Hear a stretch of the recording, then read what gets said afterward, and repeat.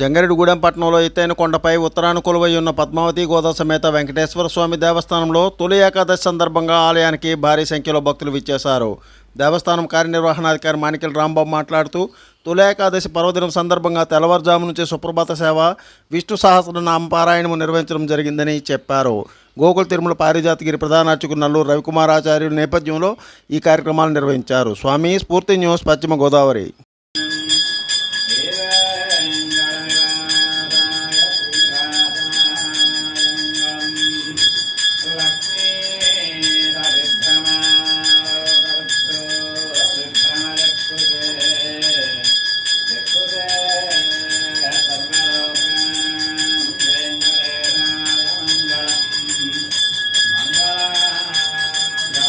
చిన్న వెంకన్నాలయానికి ఉపాలయమైన లక్ష్మీపురం గ్రామంలో వెంకటేశ్వర సంతాన వేణుగోపాల జగన్నాథ స్వామి వారి ఆలయంలో జగన్నాథుని రథోత్సవ మహోత్సవాలు ఈ నెల 7వ తేదీ నుంచి 17వ తేదీ వరకు అత్యంత వైభవంగా నిర్వహించారు. తిమ్మాపురం గ్రామ మహిళా భక్తులు స్వామివారికి వివిధ రకాల స్వీట్లను, సారిని సమర్పించారు. రథోత్సవంలో భాగంగా చివరి రోజున స్వామివారి రథ మహోత్సవము శ్రీ వైశాఖ సర ఆగమ విధిగా దశావతార అలంకరణలతో భాగంగా 10వ రోజు స్వామివారి కలియుగ ప్రత్యక్ష దైవం వెంకటేశ్వర స్వామిగా అలంకారంతో భక్తులకు దర్శనమిచ్చారు. స్వామివారిని దర్శించుకున్న భక్తులు పూజలను నిర్వహించుకున్నారు. అర్చకులు ప్రత్యేక పూజలను నిర్వహించారు. స్వామివారి రథం ముందు భాగంలో అర్చకులు ప్రత్యేక పూజలను నిర్వహించారు. అబు స్ఫూర్తి news, Dwaraka Tirumala.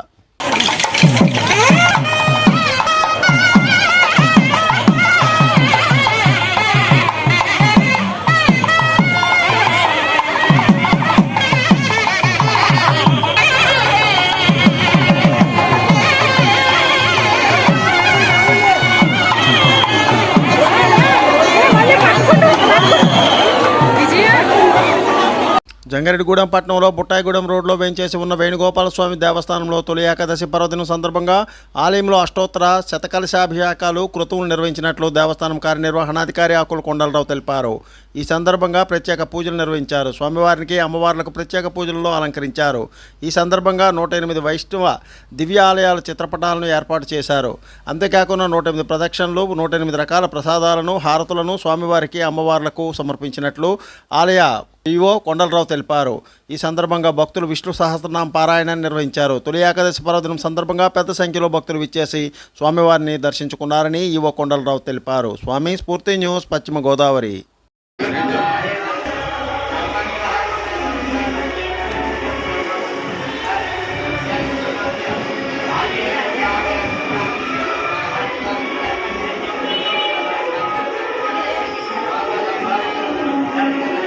Jangareddygudem division photo and video mixing unit అధ్యక్ష కార్యదర్శులుగా ఎం వెంకటరెడ్డి, సిహెచ్ జగన్ ఎంపికయ్యారని జిల్లా అధ్యక్షులు అమీర్ బాషా తెలిపారు. పట్టణంలో ధర్మన్న స్మారక భవనంలో నిర్వహించిన జంగారెడ్డిగూడెం యూనియన్ నిర్వహించిన సర్వసభ్య సమావేశంలో ఎంపిక ప్రక్రియ జరిగినట్లు ఆయన తెలిపారు.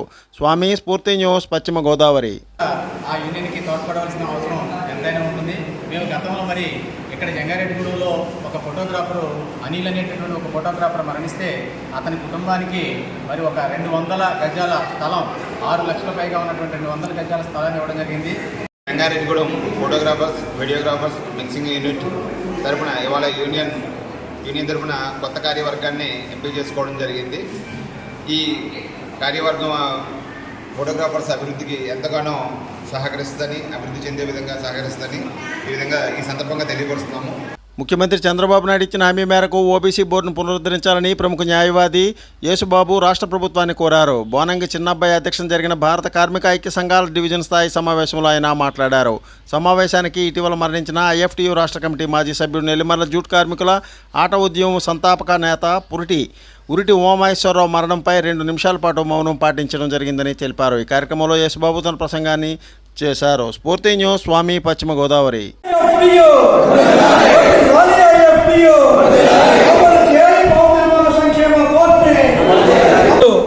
భారత కార్మిక సంఘాల సమాఖ్య ఐఎఫ్టీయూ జంగారెడ్డిగూడెం డివిజన్ కమిటీ విస్తృత స్థాయి సమావేశం జరిగింది.